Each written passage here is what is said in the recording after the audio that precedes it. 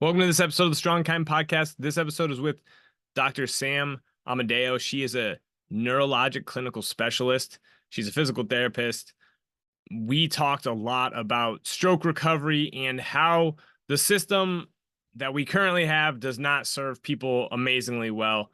And Sam is actively working to change that with her business and with her Instagram. She's putting out information to try to help people recover from stroke and just continue to work on improving skills so that they can live with less problems post neurologic incident. It was a great conversation. I really appreciated having Sam on. As someone who's worked in these settings previously before going out on my own, I just really resonate with what she's trying to do and how important it is. Strokes and neurologic incidents are things that undoubtedly a lot of us will come into contact with as we, take care of older individuals in our family. It's one of those things that nobody ever really sees coming. Yeah, but when it does, it drastically changes people's lives. And Sam's doing good work to try to help people recover and get back to living as well as they can. So I hope you enjoy this podcast. Thanks for being here. All right, so Sam, you are a neuro rehab specialist. What's the exact? Is it NCS? It's NCS, yeah. So board certified neurologic clinical specialist. Did you go to PT school thinking you were going to go into neuro, or did you come out from physical therapy school thinking neuro, or what happened there?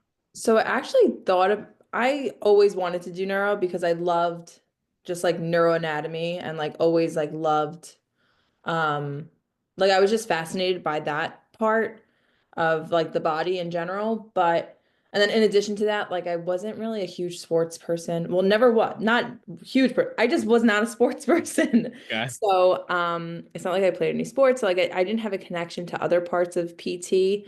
Um, but I always had the fear of like when I entered PT school that I wasn't gonna actually like neuro. But I did stick with it. I was always not sure if it was going to be pediatrics or adults.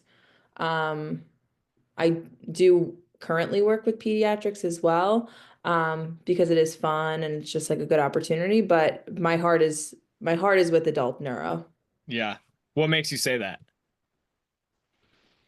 There's just something about, I think just in general, as like a population, it's a really great population to see so much improvement and so much change. And it really is a life-changing event to be a part of. So not only am I seeing huge improvements, but there's so much adversity that these people go through. And it's not like a kid who's born with a disability that's never known anything different. You're literally Yeah. taking someone's independence away from them. So Yeah. there's a huge level of psychological Yeah. impact on these people. In addition to, like, I love working in a team. So it's so fun to be able to collaborate and see things from different perspectives, collaborate with speech therapists, occupational therapists, doctors, um, orthotists, all those different people. Like I love being on a team. So that was very fun for me to be able to be creative, not just with myself, but with others to give the best care. Yeah. Yeah. So because me and you were briefly chatting about like kind of I learned the most. I'm gonna be honest. So I was like a personal trainer, and then I did CrossFit. I am the sports guy who went to PT school. And I almost went to I didn't know what I wanted. I almost went to medical school, and looking back, I'm very glad that I didn't. But I think I've learned the most. I was also on a neuro floor. I was a nursing assistant on a Oh, cool. floor, before PT school, and just like neuro rehab. Yes, there is like a lot of it is different, but in very many ways it is the same. It is Yes. it is Yeah. repetition of challenging tasks. It is understanding the goal of something and like helping somebody figure out a way to accomplish that goal, finding adaptive equipment, managing energy, managing Oh fatigue, yeah. right? And that it just reinforced a lot of like stuff for me when we and also my favorite job was when me and my wife were working, aside from my own business, which I very much love, but me and my wife worked in a rehab hospital, and it was awesome because you get to spend a lot. I mean, there was hard times, don't get me wrong, but Yeah, yeah. you get to spend a lot of time with people, uh, Yes, that too. and in where like the outpatient setting, especially like crummy clinics, it's not that fun. It's there's still Yeah. always people in your day that made it really cool. Um, but let's talk about like, yeah, how tough it is, how tough the mental side of the like a neurologic event is for people, or the degeneration of, not, I don't even like using that word, or the decline associated with something like Parkinson's. What have you seen? And because then we're gonna go into like why you're doing what you're doing from a business and helping people in a different way standpoint. But yeah, Yeah. what are the things like people know, oh, they had a stroke, that must be physically challenging, and we're gonna talk about that. But like, what are the emotional and the mental things as well?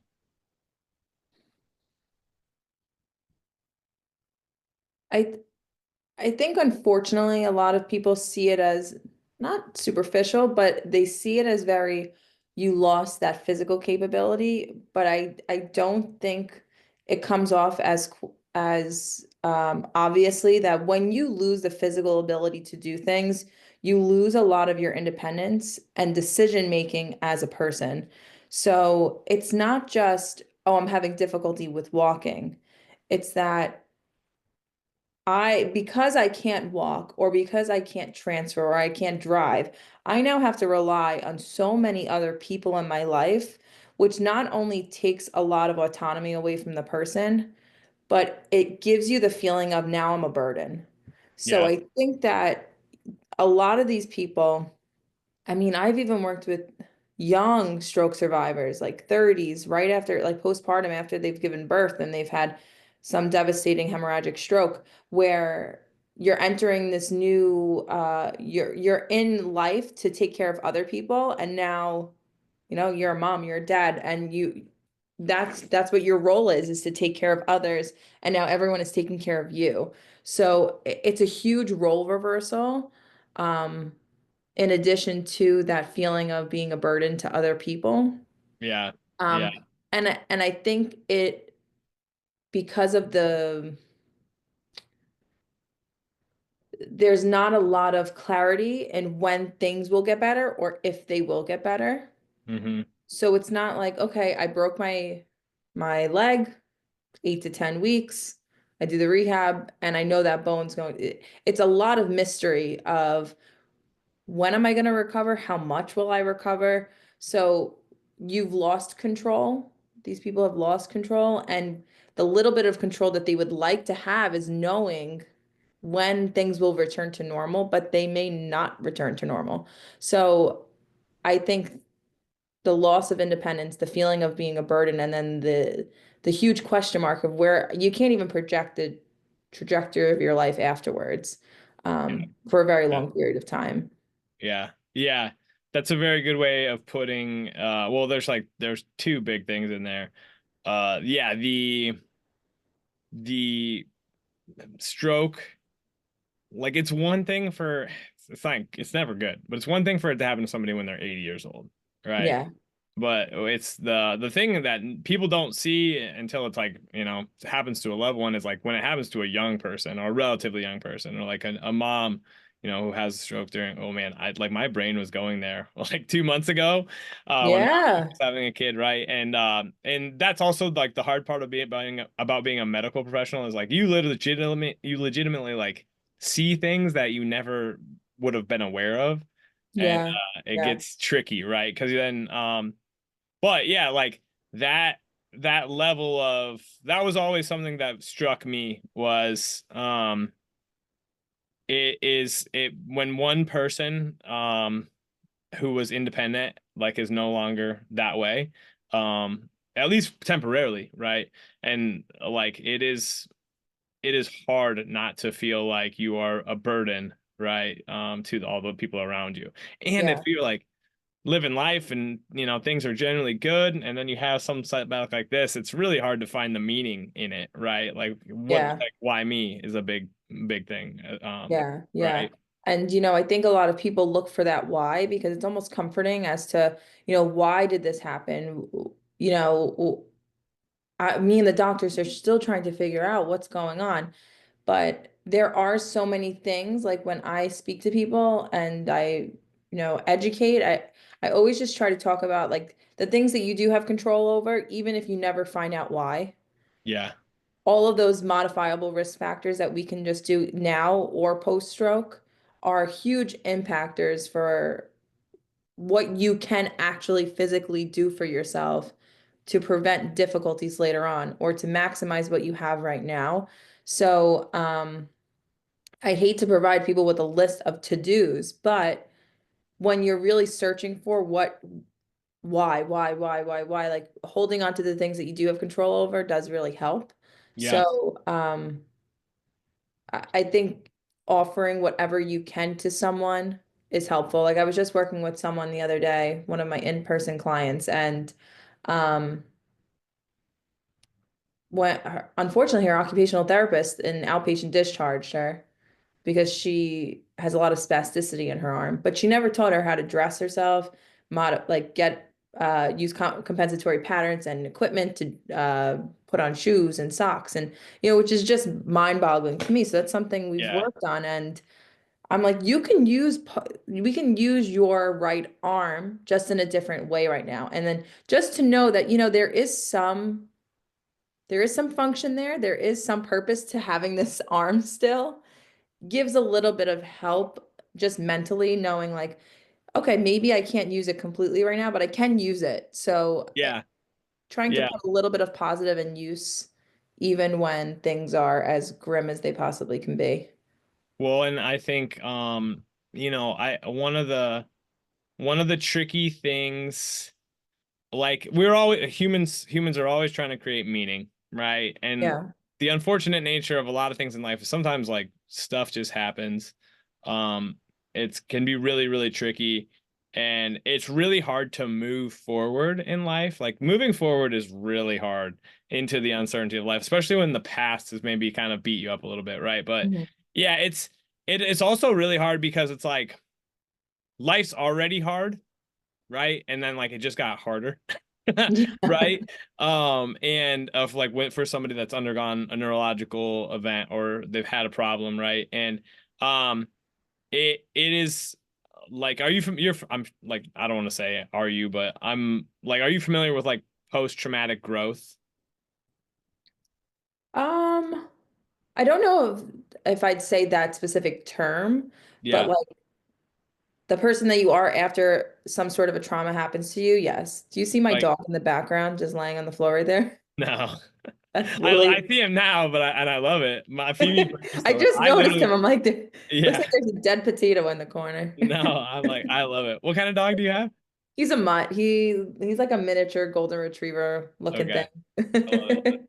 thing. I've already taken Phoebe, my dog, to the dog park once, and she's looking at me. I'm gonna take her again after we chat here, but it's crazy because she just wants to get outside and run. But yeah, I mean, so like post-traumatic stress is something happened and life has changed, and like to call things disorders or XYZ, I kind of don't. I like things are always hard, and some people have gone through some really hard stuff, right? Um, but there's usually, again, like, and it's hard for me in my I've worked with people who have strokes, I've worked with people who have Parkinson's, I've helped be in the rehab process for people. It's hard to convey to people like that life can get good again, right? Yes. Yeah. It almost feels like you're being kind of for me it always kind of felt paternalistic or patronizing because they kind of have to prove it to themselves, right? And like I don't think anybody who like has a stroke where they lose function of their right arm and they can't walk as well as they used to, right? um that like it's it's like, yeah, well, you'll still be able to, you can still walk to some degree, and you can still like do a lot of things. Like it's like there's a disbelief that like you're being optimistic in their shitty situation, right? Yeah. And that's I kind of always hard. feel like there's a huge spectrum. I feel like instead of it being a bell curve, it's like an opposite bell curve where I Yeah. either have people who are completely uh negative, this it's never going to get better, and then the people who are unrealistically positive. There's almost an overly optimistic. Yeah, Yeah. that's so right, right? There was a guy, I remember this so succinctly because I was like, man, he was, and it was sucky because our system is not set up. He should have been in the hospital for 6 weeks or more, right? And he was getting released in like after like 2 weeks, and he could barely transfer, right? So when I say transfer, just for anybody who's listening to this or watching, I'm talking about like transferring from his bed to a wheelchair using like a little bit of assistance in the form of like a slide board or something like that, or like a pivot. And his family was taking him home, and he was basically like saying how he was going to be walking in like 4 weeks, right? Or and like, and I'm like, you in those situations, you're just like, man, you're not seeing the reality of where you're currently at right now. That's why acceptance of reality is probably one of my overarching like themes in life. Like you got to accept where you really are, right? And the people who are so negative, they didn't see that like, hey, I at least like some of them would be doing relatively well. They were transferring and moving in the right direction pretty quickly. And yeah, then that they were just not accepting the reality of that situation either, right? Yeah, It's yeah, really hard. yeah. You see a lot of different personalities, and it's basically who how these people are able to cope, where Yeah, it's the stages of grief. Are yeah, we in denial? Because the denial phase is the one where they're thinking that they can walk in a week. And yeah, then we have like it's that mourning phase where they're really like down on themselves, that how could this happen to me? I'm never going to be able to get to where I was or where I want to be. Um, so it is a very tough topic to navigate just as a provider. And I think like how you were saying too, like patronizing, where you don't want, I don't want to ever say to someone, I understand and I get it. It's yeah, more of like I feel I'm feeling hurt for you. Like it's almost like I have to have empathy towards them, but there's no way I could ever understand what it's like because it's not me. yeah, So yeah. I always just like to try to use my experience and what I've seen before as, these are the best case scenarios, these are the worst case scenarios, but this is what's in your control.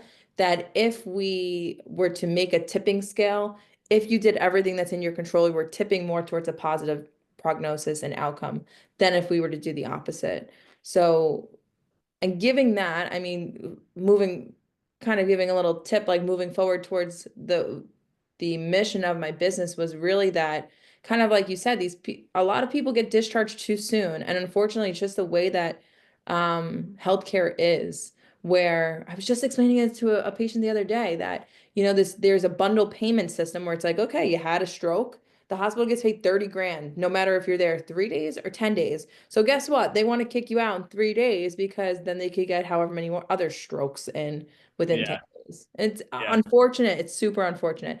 So then you get tossed Kind home. of effed up is what it really is. Yeah, yeah. And Well, and it's also just it is. It's really, really hard to take care of people. That's the reality of our situation, and yeah, we've kind of created this unfortunate system that we don't really help people stay healthy.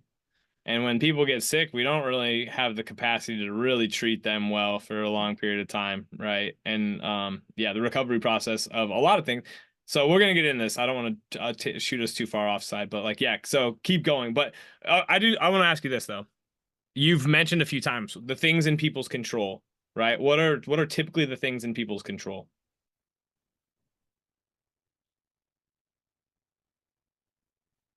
um,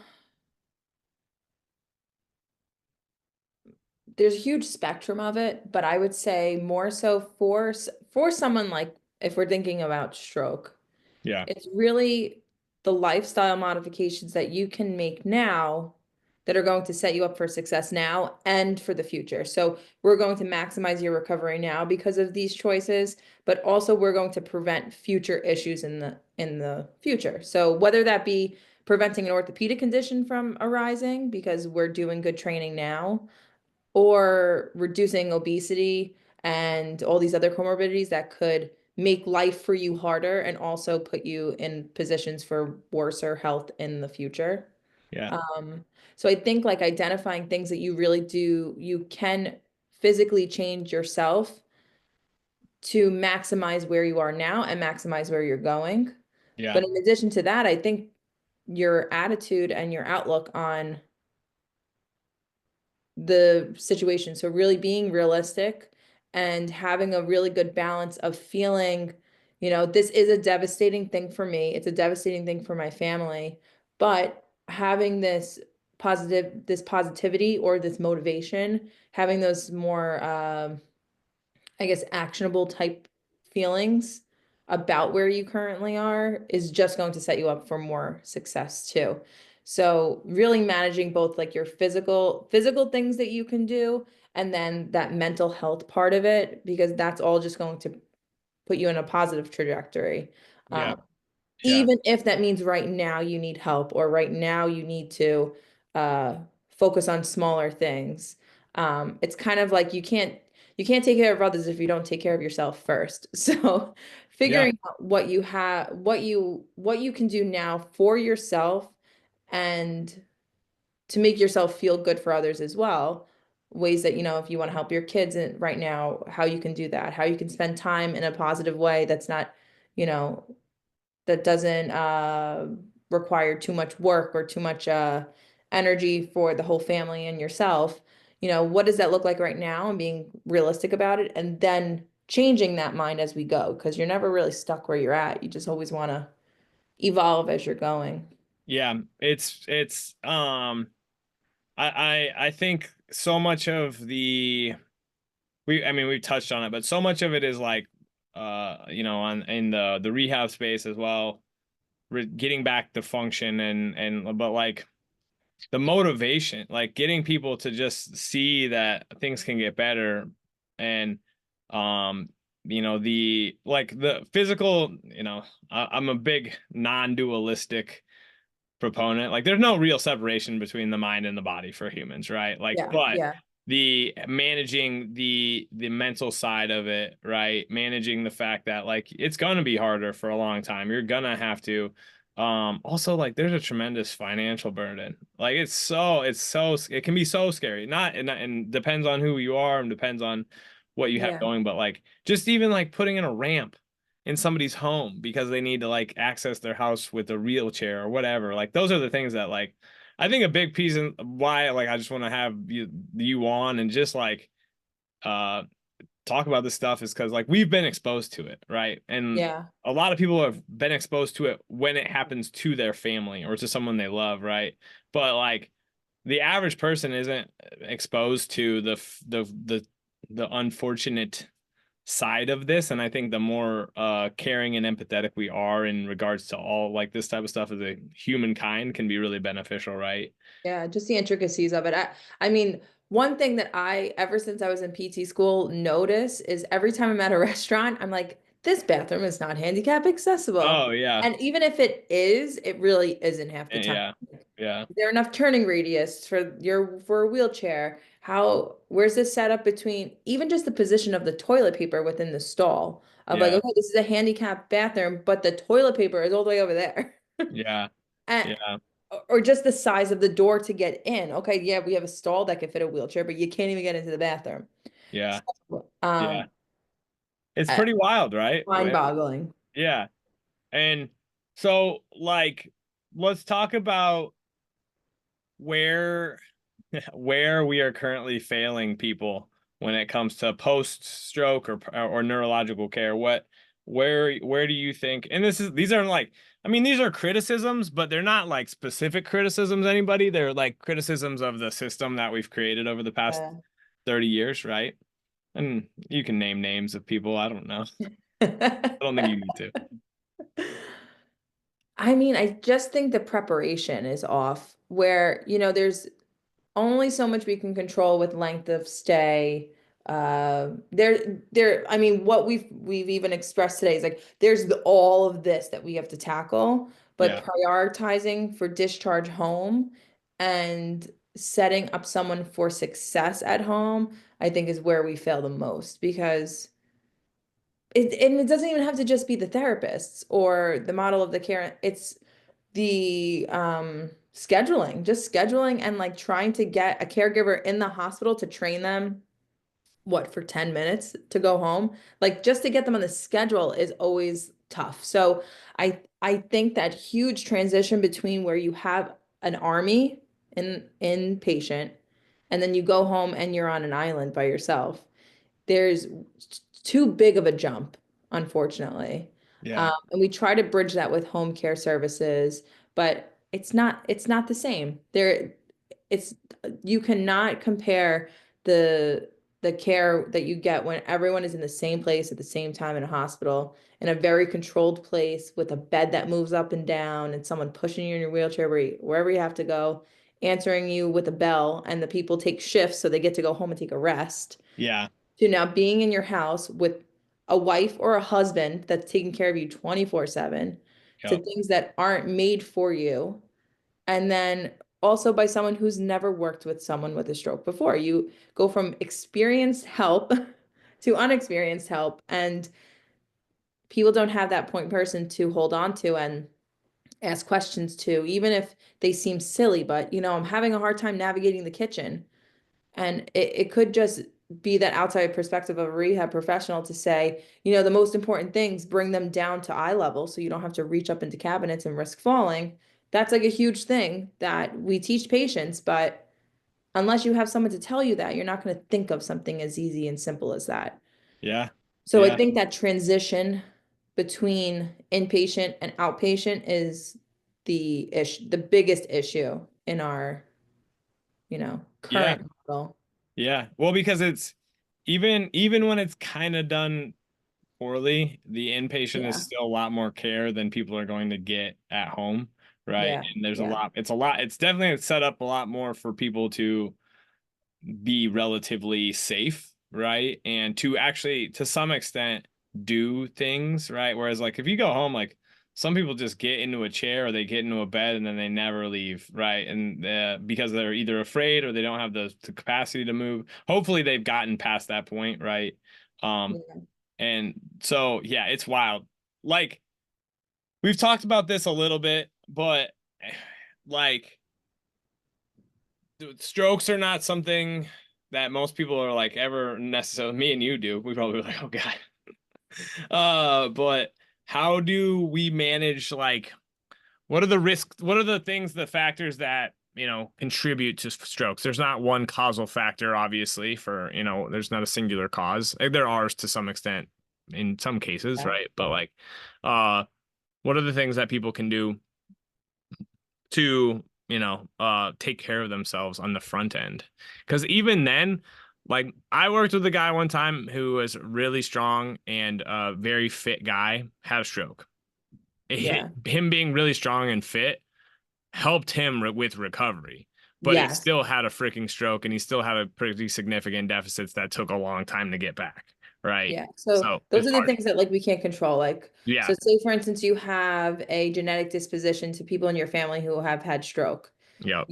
Or you have a clotting disorder, or you have a PFO in your heart. So like you have a hole in your heart that's sending out clots. Like those are things that you really can't, you have a surgery and there an embolus leaves and goes and gives you a stroke. Like those are things those are complications and things that we can't control. But typical healthy lifestyle is a huge thing that prevents Yeah. stroke, heart attack, all that. I mean, stroke is very related to any cardiovascular event as well, because a stroke is a CVA, cerebral vascular accident. It's something vascular. So anything that really would be good for heart health is also good for stroke prevention. So, for Mm-hmm. instance, healthy habits, not smoking, not drinking, or at least reducing those things, exercising daily, having good blood pressure, and minimizing uh, high cholesterol, managing diabetes, all of those big, very commonly known comorbidities or,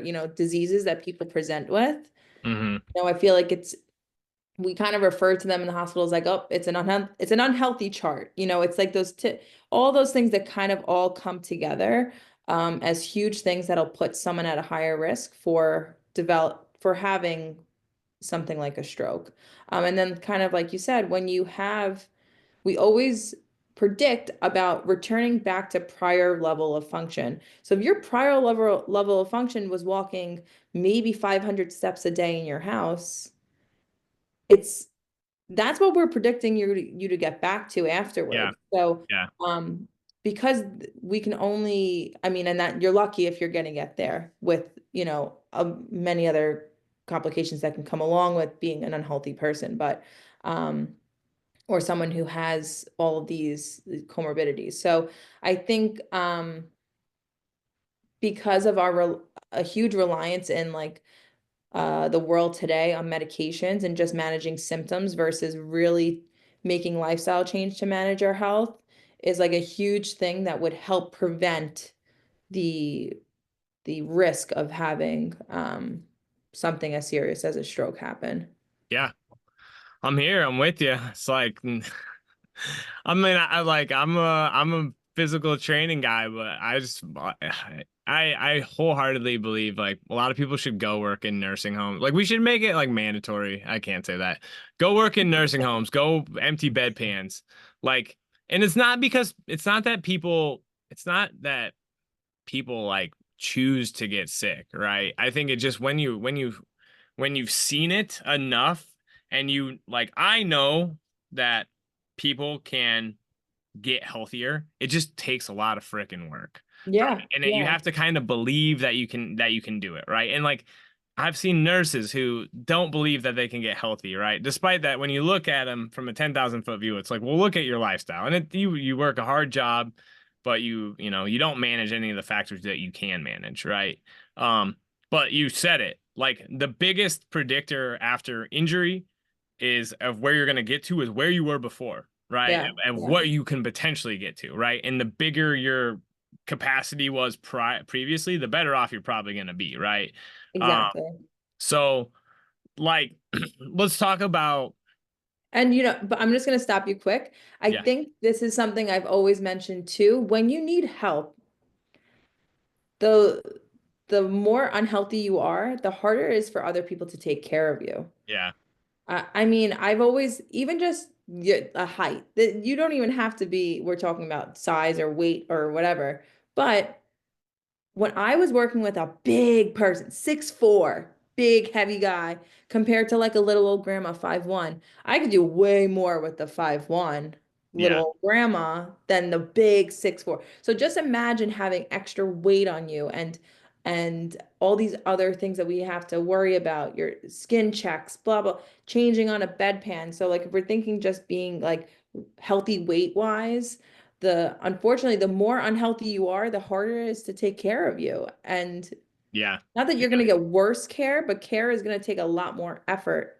Well, there's a reason that they call it like burden of care, right? Because Yeah, there is like, yeah, it's, you know, yeah, I think you hinted at like the reason that I think people should go take care of people so know why it's so important to take care of yourself. And it's not to say that you're going to prevent everything by taking care of yourself, but it is like if there's ever a time when I'm like I don't want to go work out, it's like I think back to rolling people in their bed or walking people who had strokes or had and it's hard, but man, it puts shit into so much perspective for you, right? yeah, So um and then like yeah, it's just there's also just kind of a gratitude for when you can move well, two right? things. Yeah, And that's not always the easiest thing for us to reconcile because it's like, well, you're kind of using somebody else's pain to feel, but it's just an appreciation for like if I have this, and like somebody out there is not able to move the way I am. So I am very grateful for that, right?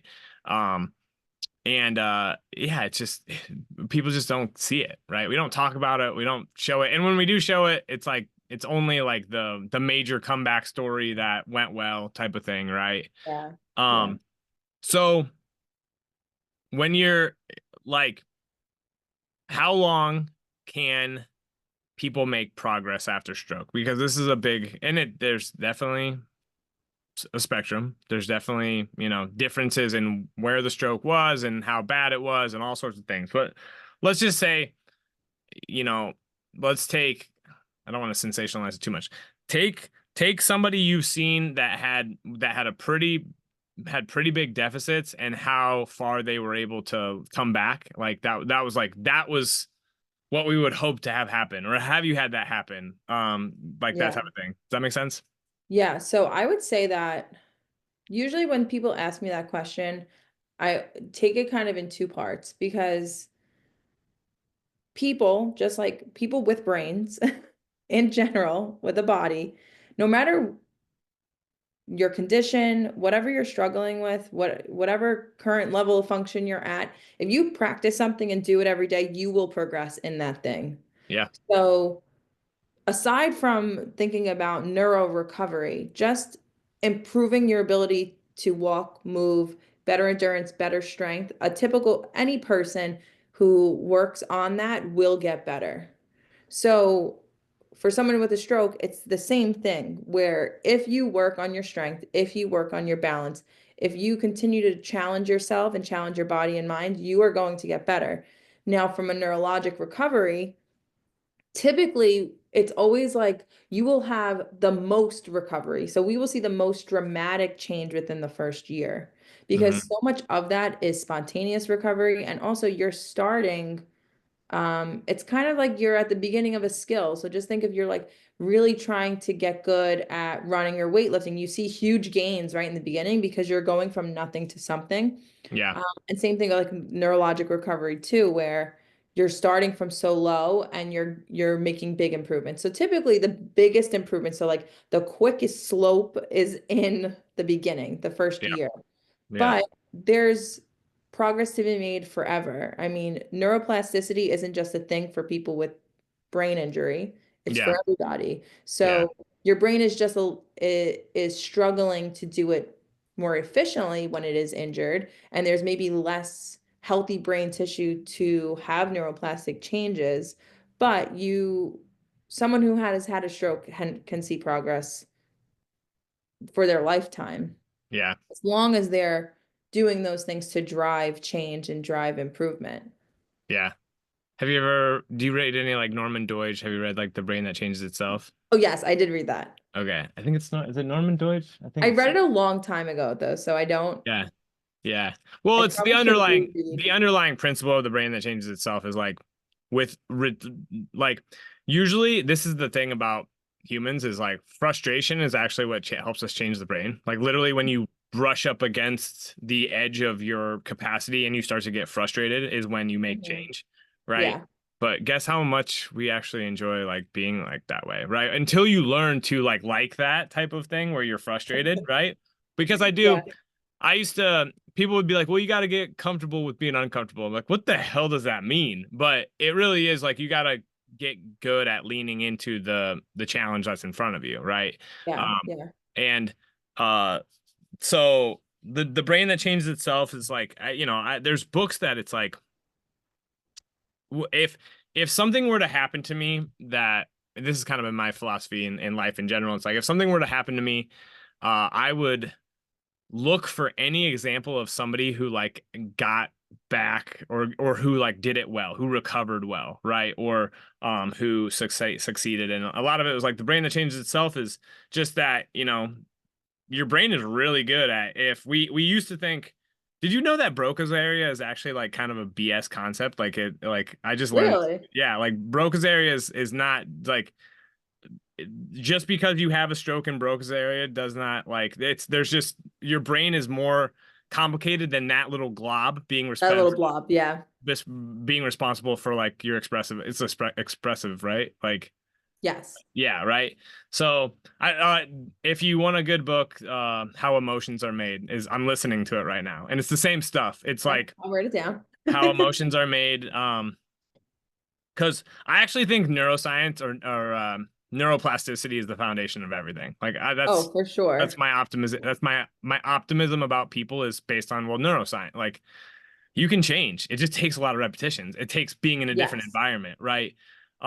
and that's also the cool thing about, I mean, when you're working with somebody in the hospital or in like the rehab gym, they're in an environment where if they see people working hard and they see people succeeding, it might push them a little bit more, right? Whereas like when you go home and it's you and nobody else in the TV, it's Yeah. like, ooh, am I gonna figure out how to keep going here? And that's really tricky too, right? Yeah. And I think even just as clinicians and coaches, we can kind of be seen as like the role model here, but this is stuff I struggle with too as Yeah. just a human. I mean, with like for instance, I pay a good amount of money to go to Orange Theory. I love Orange Theory though.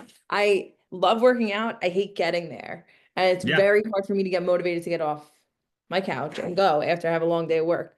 But being there with a coach with good music, it's like someone who's pushing me to do it and seeing other people work really hard helps me versus me doing a home workout. Like Yeah.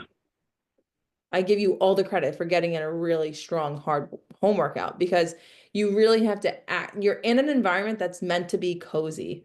And like now you're making it My something garage is where not you, meant to be cozy, just to let you yeah, know. Garage is meant to be like, but there's all these ways to manipulate yourself. And I use that word like jokingly, but it is. It's like, what do I do? I literally I grab a Fresca, which is probably not the most advantageous thing in the world, but I like so when I don't feel like working out, I try to put as many incentives into it as I can, right? So it's like I crank music. I so I actually keep Frescas in my neighbor's garage and my neighbor lets me come in there because otherwise I would just chain drink Frescas all day. And I know like artificial sweeteners, people can shit on that, but they're fine. Right. And I'm not like and but then I legitimately I love training. Like it's something that makes me feel good and it makes me a better person, but I've attached all this meaning to it, yeah, and yeah, it doesn't mean that there's definitely I'd like, there's phases where I don't want to go do it, but then I go do it and I'm so thankful I did, right? Well, it's been ingrained. I'm 36 and I've been doing it since I was 15 years old, right? And a lot of that came from insecurity and like wanting to look or wanting to be a certain way. And now it's just something that, um, my I know that my kids are going to model my behavior, yeah, and I don't want it to be something that they feel like takes anything away from them. I want it to be something that like is additive. Um, and I think that's one of the rules of, I think this isn't a critique of health professionals, but I do think the more you can model optimistic behavior about your health and trying, frankly, the better yeah, off it yeah. goes, Just right? always trying to do something new and different for yourself, even if it's not uh like exercise related, but just like related Learning. to life in general. Yeah, just reading, learning, Yeah, like doing crossword puzzles, like because that's the stuff that people don't think about either in this type of process where you're gonna have to change the things that bring you entertainment or joy, right? Like maybe yeah. you were really into gardening. It doesn't mean you shouldn't go back and try to garden, right? But maybe you need to cultivate some other cultivate, that's a pun. Uh Other habits like, yeah, so I can't garden for as long as I like to, but I've started to take up like cross stitch. I'm just thinking of all the old ladies that, Yeah. right? Um, and but like, yeah, it's really powerful to have things to look forward to, and I honestly look forward to like a workout at this point, right? Yeah, yeah. And um, so when it comes to in it like Neuro Thrive, right, which is your business, uh what are you trying to do with people that they would not otherwise get out of the rehab process that's currently underway?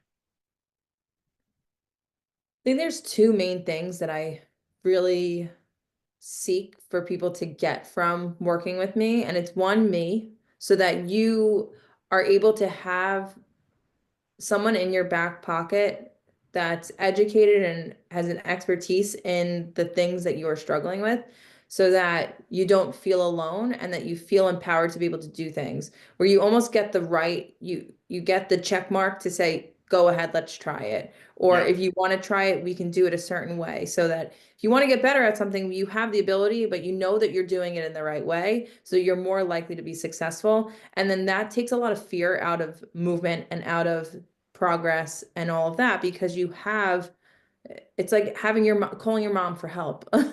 where you just have that person that that okay, I trust that person to give me that the guidance to get to where I want to be so that I can accomplish what I can. Where I mean, typically in the outpatient sense and just life in general, I mean, how hard is it to contact a doctor? Like, I just want to talk to my doctor and like I get reception, I gotta wait, and how many, phone tag happens.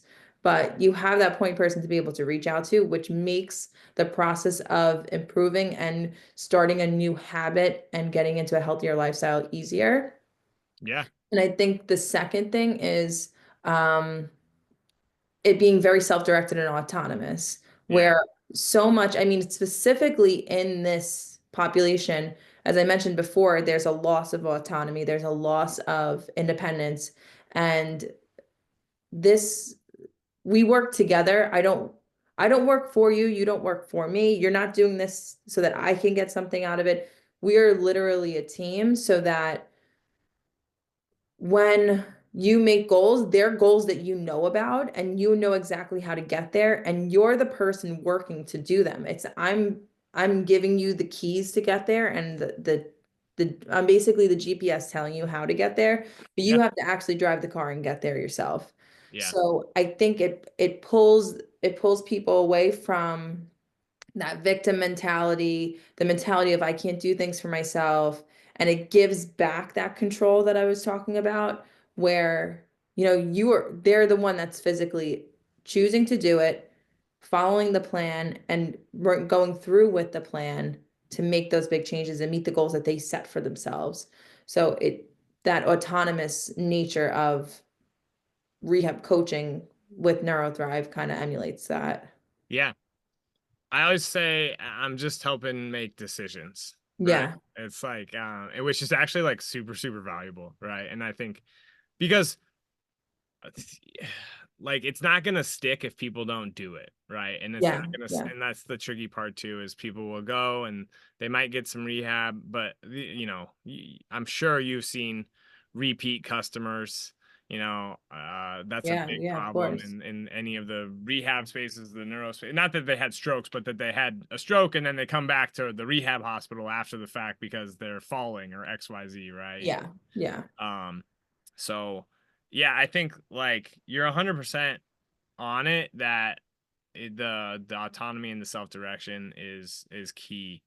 Um, what I had a really good question in my brain that I was going to ask you before we started, and that we've gone down this pathway, but um, it's essentially, what? Oh, this is what it was. Okay, sorry, this is going to be like a little scary, I'm a but little nervous. like if a loved one, say your parent has a stroke, right? Um, they have a pretty serious stroke, affects they have a right-sided stroke. So they have a stroke in the left side, they have a right-sided stroke. They can't move their right side of the body very well. They're kind of debilitated. Um, what are the things that like you as somebody that knows what you know that you're really going to emphasize to your parents as they try to recover, right? Because the reason I like ask, because I kind of ask myself this question all the time, is like, if this person was my parent, what would I like try to impart upon them so that like, this is, I just think it's like you put yourself in the shoes of I'm going to be helping in this care team, right? Or in this care process long term. Um, but like, yeah, what are the things that you impart to your parent, and like, how do you then try to help them plan out the future as best you can? I think I think providing them with expectations of what different phases of their care and that evolution is going to look like so that they're more mentally prepared for what they're going to have to undergo at different stages and what things we may run into as problems that are just problems that we can end up fixing. So Yeah. no problem, there are things that we're not going to be able to fix. Like we can't just wave a magic wand and, things are fixed. But, as you're going through the hospital process, the discharge process, getting equipment, um, I think just setting expectations for understanding, okay, at this point in time, this is where I'm going to be, but that doesn't necessarily mean that's what it's going to be like forever. And that doesn't mean that it's just going to also increasingly get better. We're going to have bumps along the road. But as Yeah. long as there's that expectation, I think that that sets someone up to have their mental health and their expectations of what life and what the process is going to be like a little bit better. Um, and then also the importance of always including them and being a voice for not just themselves, but having me as their family member or other people within their care team really vouch for them because so many things get thrown at you, but Yeah. you can't get lost when the care even there's so much going on, but you don't want to get that person to get lost through all of that. So Yeah. always making sure that they don't feel like they're losing their voice in their own care. Yeah. Yeah. It's huge. I gotta go like take a walk because I'm like having like my own like Existential. angst like 'cause it's so freaking hard.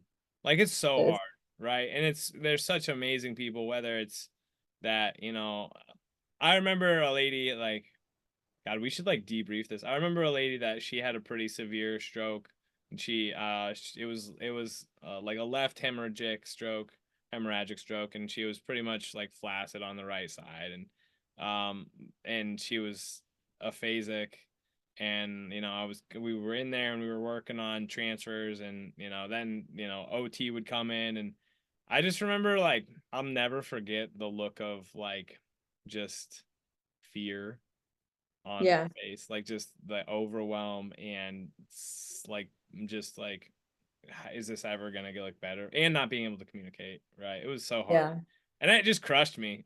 I can still see it. So like yeah, it gives me these feelings which are good. Like I should have those feelings because that's a human life right there, right? yeah, And I have no idea where that lady's at. I remember we discharged her. Unfortunately, probably discharged her way too freaking soon to a facility yeah. that probably wasn't outfitted as best it could be. Um, but yeah, that was just it's huge. Like, does that get you in your feels? Yes, yeah. I mean, I worked through COVID Yeah, where I was removed from my rehab position and thrown into acute care where I was in ICUs taking care of people on vents for like 3 or 4 months. And um going from being in rehab where I'm always that therapist that asks, what do you want to do today? What's your goal today? yeah, Always involving the person in that choice. And then, you go to that setting where there are people who are way sicker. They're not even awake, but still recognizing that they're human and they have a right to understand yeah, what's going on. You know how yeah, many people I walked in and they were scared shitless? Like they're looking at me and the small piece of contact that they had was, the nurse coming in for 2 seconds to give them their meds, basically throwing it at them and leaving because we didn't know what the heck this thing was. And I'm yeah, going in there for a 45-minute long session with them. And yeah, it's finally I have a human to speak to, and they're scared that they're never going to be able to see their wife again. Like that is kind of like what you're reminding me of is that like actual fear that I saw in people's faces. yeah, And I'm scared too. And we're kind of just navigating it together yeah, and just noticing that, you know, it's a person with a yeah, family and a whole life. And um you're that person that's supposed not to take care of them, but you're their answer right now to a lot of their issues, even if it's tiny. So I think unfortunately the way that the hospitals are and like the way that insurance is it doesn't account for the time that's needed to take care of people. Like it takes a lot of time. I don't want to have to rush this conversation that I'm having with you because I've only got you for an hour and Yeah. you need 20 minutes to just debrief with me about what's going on Yeah. mentally. And now, oh, you know what? We're only going to be able to work out for 40 minutes now because we spoke for 20. Like, I know, and it's such a bullshit thing because yeah, sometimes what people need is that 20 minutes or 30 minutes of just debriefing and processing, right? yeah, And there's just no way to make humans into cogs, right? Or widgets and any of that type yeah, of thing where yeah, it's like we're just treating people like there's like a it's we're rendering this service that is it's so messy, right? And making it clean and is not yeah, it's not easy and I don't even think it's doable, right? yeah. Um I mean, that was a huge reason why I ended up, I had to leave the hospital because it just like, it didn't fit with my ability, my morals and my ethics of how I wanted to treat people because, um, I have a patient, they need to use the bathroom. If that was my mother, my father, my friend that needed to use the bathroom, what am I gonna say? I'm gonna say, you can wait 20 minutes because the nurse is behind 10 patients. So yeah. you're gonna have to wait for the nurse to come and take you to the bathroom. No, I'm gonna be there. I'm gonna help the patient onto the toilet. And you know what? They may take 15 minutes because that's a normal thing to do, is if you have to use the bathroom, you don't want to rush. Yeah, yeah, And you yeah. know what? Then I have to answer to someone that says, well, you didn't get a full 15 minutes because it's been 15 minutes in the bathroom with the person. It's like, well, what was I supposed to do? Crap Yeah, your pants and let's yeah, walk? yeah, No. Like, yeah, I hear from so many people too. How did you do that? You helped people to the bathroom, you wiped people, you changed people. What am I gonna let them just sit there? yeah, yeah, It's like you see the human behind them, yeah. and some people don't get that, and too many people don't get that. And Dude, I think just yeah, like seeing for people for who they are, like in their most vulnerable state, it's an honor, and it's very, very humbling yeah, to experience that with people. It's so raw.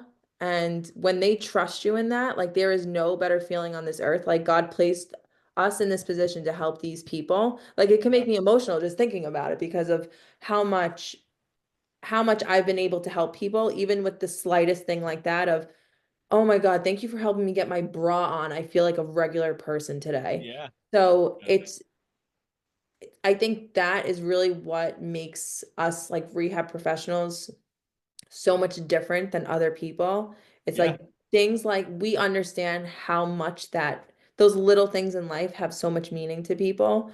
yeah. And us being able to give that back to people, even if it's just through a conversation, is so empowering and like just like I said, humbling to be able to that someone trusts us to help them through that.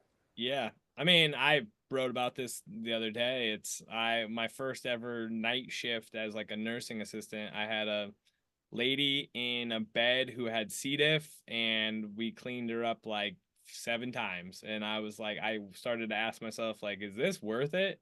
But like what you do when you work jobs like that, um, is you start to really just see how like humans are not fragile. Humans are super resilient and super capable of, right? But like Yeah. it also is life is really hard and just Yeah. being kind to another human being in spite of the fact that and also people are assholes. Like Yeah. people treat medical professionals like shit, right? But Hmm. it doesn't do me any good to treat them back like that. It's literally like Yeah. it's just stooping to the level and like most people are just scared and afraid and probably kind of damaged, right? And but like it's there is a lot of power in there's a lot of I don't even want to say power. It's you're 100% right. Like